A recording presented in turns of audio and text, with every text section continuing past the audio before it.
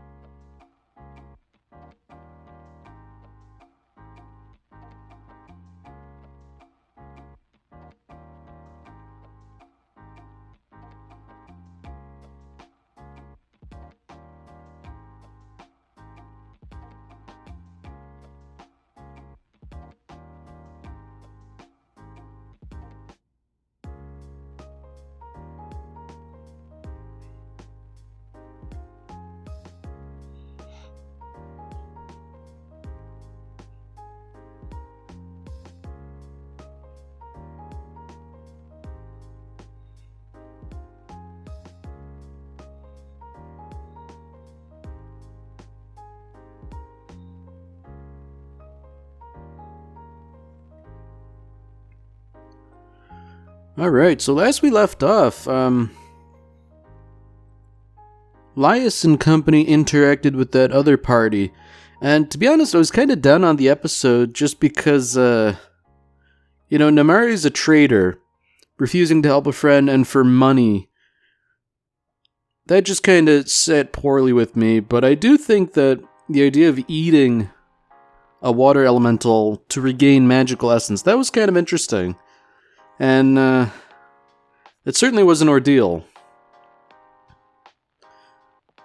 But what I find interesting now is that they're getting pretty close to the orcish settlement that the dragon was last seen in. So I'm wondering,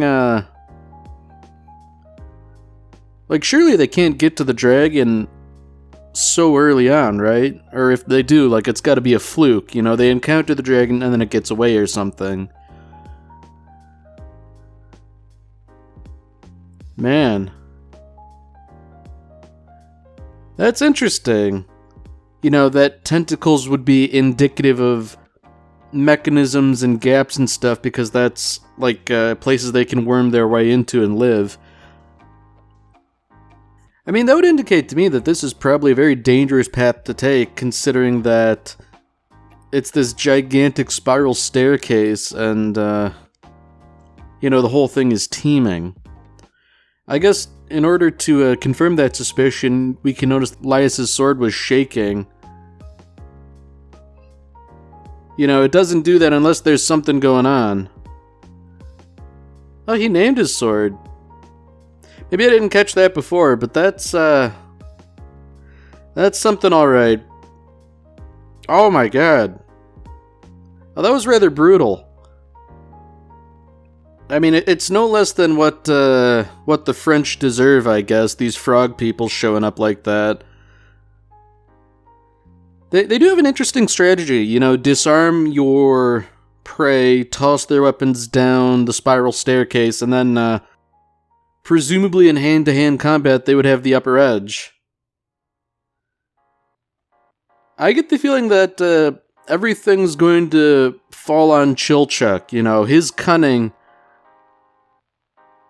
Yeah, here we go. He's identifying a trap, and, maybe by, activating it, he can sort of kill that frog.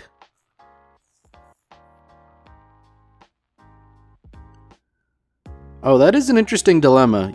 Pulling on that weed or whatever it is, that tentacle, that will cause his hands to swell up, and, that's not good if your primary skill is lockpicking and trap defusal.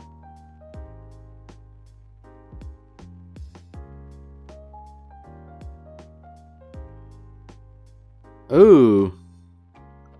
Well, it was brutal enough that Marcel managed to, explode that one frog's head, but now Chilchuk is skinning it to essentially make, gloves. which, desperate times call for desperate measures. That'll protect him from the vine.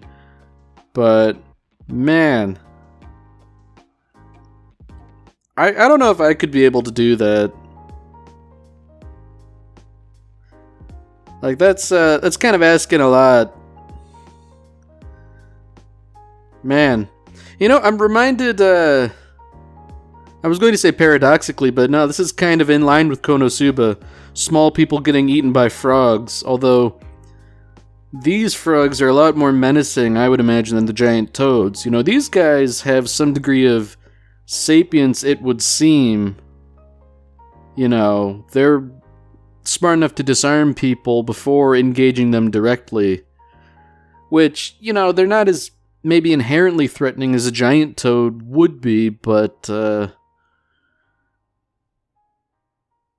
don't know. They're definitely scarier, if not as initially imposing.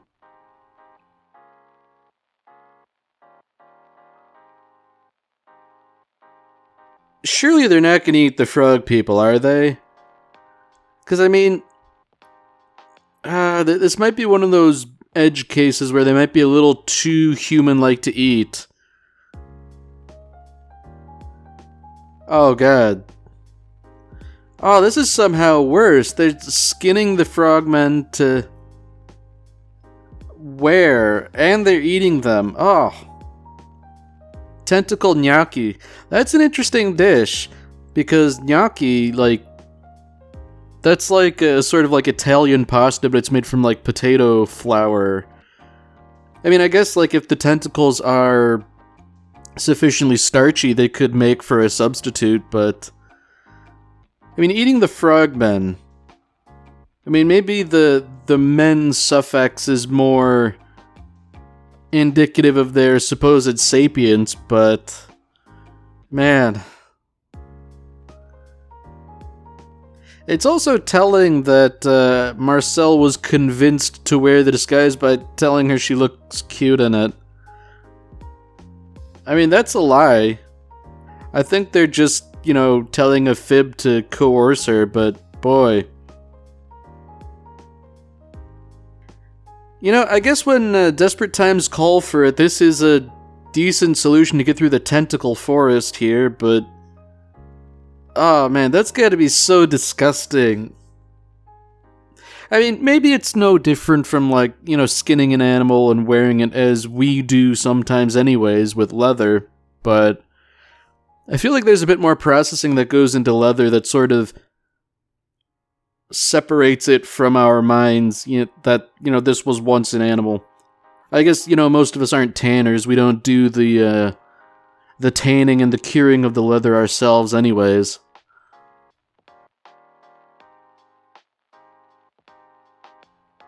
Uh-oh. Oh. Oh, that is incredibly foul. To have the frog blood congeal and stick to their clothes. Oh. Senchi's beard is inside the frog suit. That's gotta be horrible. Oh.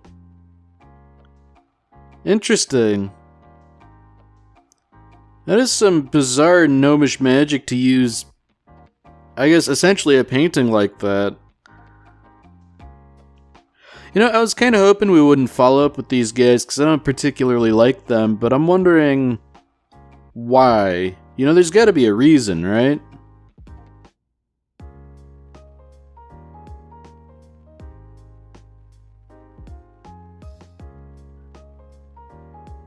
Alright, so that's interesting. This is sort of something we already knew, that the dungeon, as it gets picked over more and more, becomes an increasingly dangerous place, as in order to find things that make it worth your while, you have to delve deeper and deeper.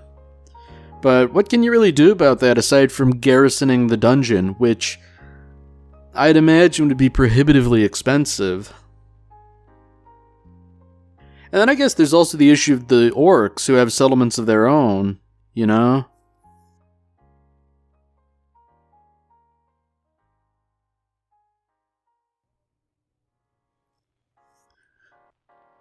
Man, why are they acting like the dwarves were in the wrong here for tunneling and digging, you know? That's how you get one over on the dungeon, by making your own passages and bypassing otherwise dangerous things. I mean, to say that it's the cause of the expansion of the dungeon, maybe that's a bit too far-fetched, so long as it remains in dwarf hands.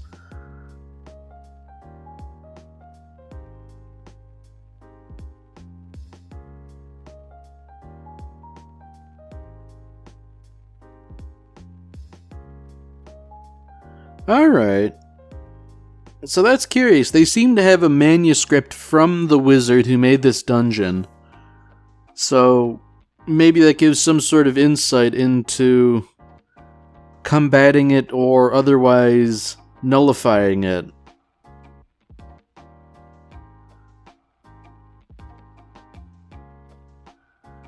Wow. So that's interesting. All these different races, the elves, the dwarves, the humans, are quarreling over the dungeon. Presumably there's a good reason to want it. Although, at this point I can't fathom what it is aside from treasure deep down in it, but... I mean, elves are normally depicted as not caring about that sort of thing.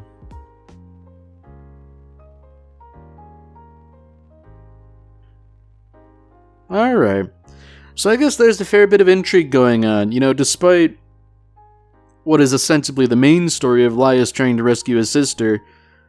It would seem as though there's a whole bunch of other stuff going on too. You know, people want to plunder the treasure of the dungeon and the magic of the dungeon. There might be some people who want to rule the dungeon.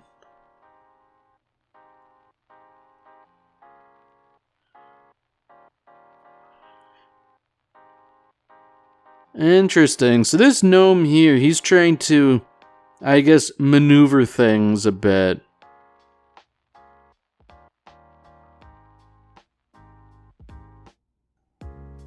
Alright.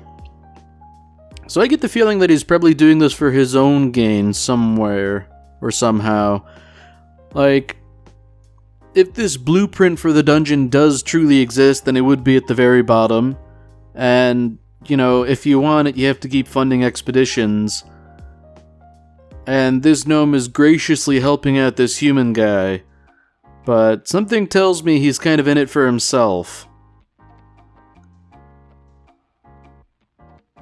And I guess perhaps he's hoping to piggyback off of Laius and his expedition, even if their goal is ultimately different. Although, now that I think about it, you know, maybe the dragon would flee deeper into the dungeon if they do in fact encounter it. You know, that would be something. They would ultimately have to get to the very bottom in order to find the dragon and rescue Fallen.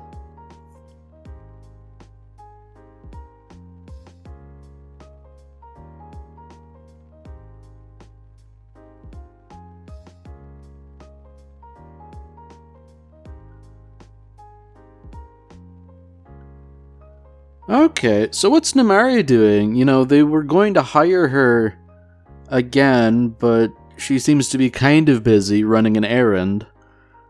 I wonder what for. Because I get the feeling that it might be specifically to help out Laius and company, or to pay respects to Fallen or something. The Resurrection Office, they say. That's, I guess kind of a necessary thing.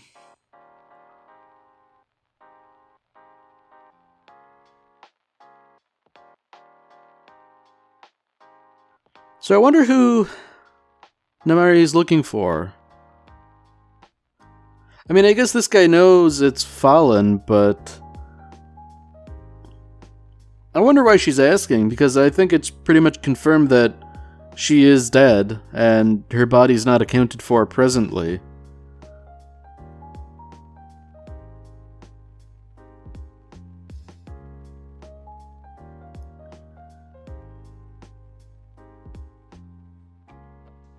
Alright, well I guess they managed to pry off the frog skins, which, I'm kinda glad they didn't show that, seeing as how it looked rather disgusting to begin with, and they seem to have cleaned themselves up nicely. But I think what's interesting is that they're now in the orc settlement, which is formerly a city, presumably a human city. And, that little narrator was describing it as being warped by magic. I'm wondering if this was sort of like an MC Escher landscape.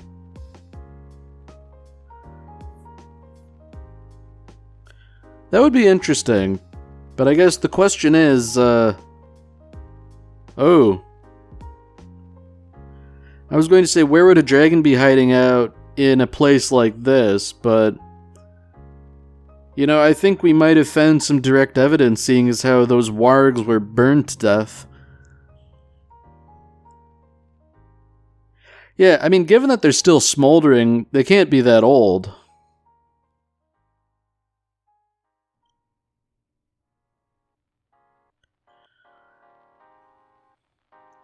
Yeah, it seems like the situation might not be that good. They were sort of counting on the dragon being asleep, so they get the drop on it. But if the dragon's awake, that's another thing. That's no good. And I guess,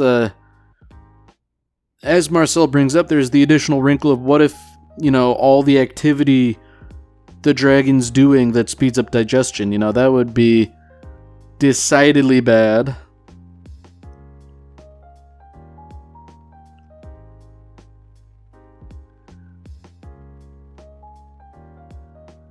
Man, yeah, I'm wondering how they would get around this.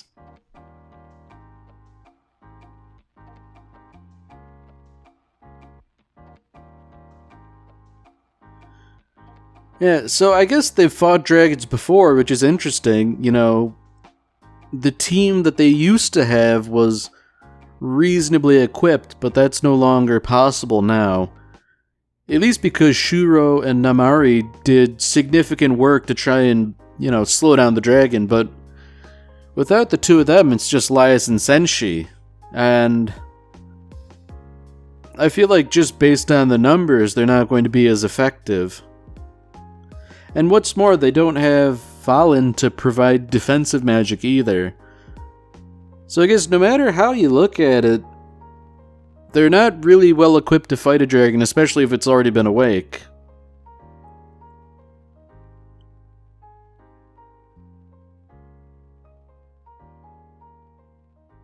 Yeah, it seems like the longer things go on, the more it seems like their plan was really half-baked to begin with.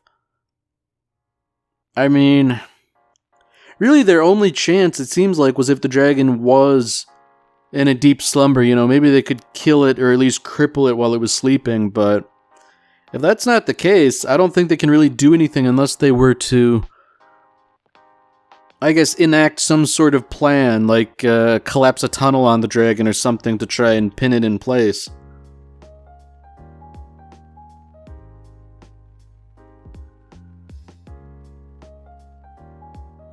Now that's kind of interesting that Marcel's bringing this up, that in order to cast a really strong explosion spell, strong enough to stun the red dragon, everyone else would need to buy her a lot of time. So there's like a time component to casting magic. It's not like Konosuba, because I guess that's the natural point of comparison right now, where Megumin seemingly just chants a spell for fun and rips off an explosion. Marcel can't just do that.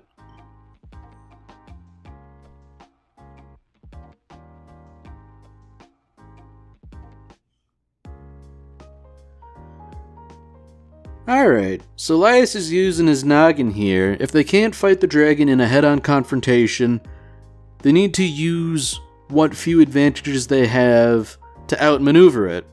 They're smaller, they're more maneuverable, these twisting labyrinthine streets can afford some protection and perhaps wrangle the dragon just by virtue of it doesn't have total freedom of movement.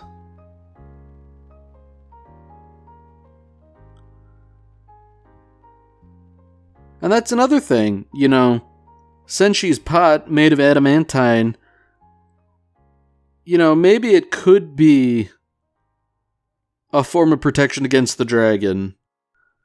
You know, it might not be big enough to shield everybody, but it should be something. And that's another thing, you know, Senshi's cooking knife, that might be adamantine as well. And if it is, you know, he might be loath to use it on something he's not preparing to cook or butcher, but I mean, surely if you get a nice red dragon meal out of it, then it would be worthwhile to use a cooking knife for its, or rather for an unintended purpose. Surely that would be worth it.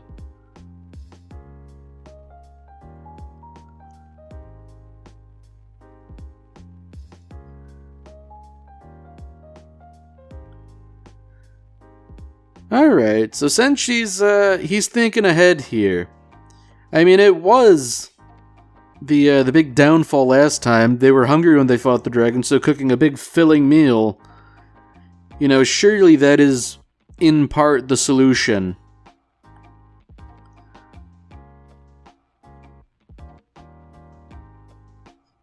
Yeah, so I'm wondering what they're gonna make here. They've got bread, they've got cheese. Oh, they've got the frog meat. Oh, surely they're not gonna make frog parmesan.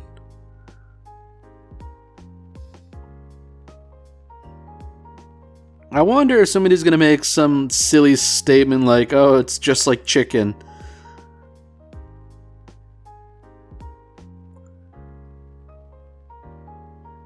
Cutlets to conquer the red dragon. You know what? I like the sound of that, even if it is frog meat. Yeah, you know, I don't blame Marcel for being a little bit hesitant to eat it, but, yeah, you know, I guess the idea of not having to eat monsters is kinda nice, but you know, I could definitely understand the point of view that maybe eating that red dragon as revenge would be something to look forward to.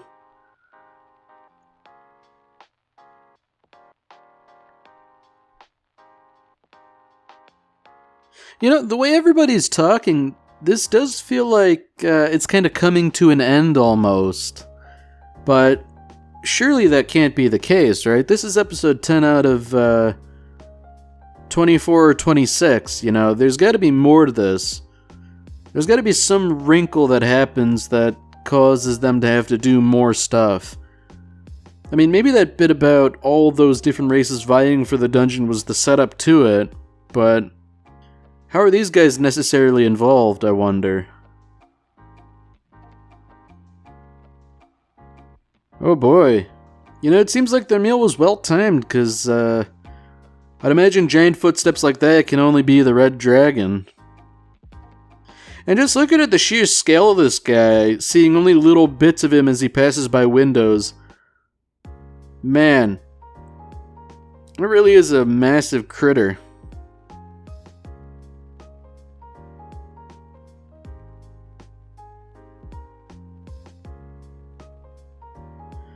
Well, you know, at least they have a plan. That's something. That's better than going in blind to try and tackle this guy head on.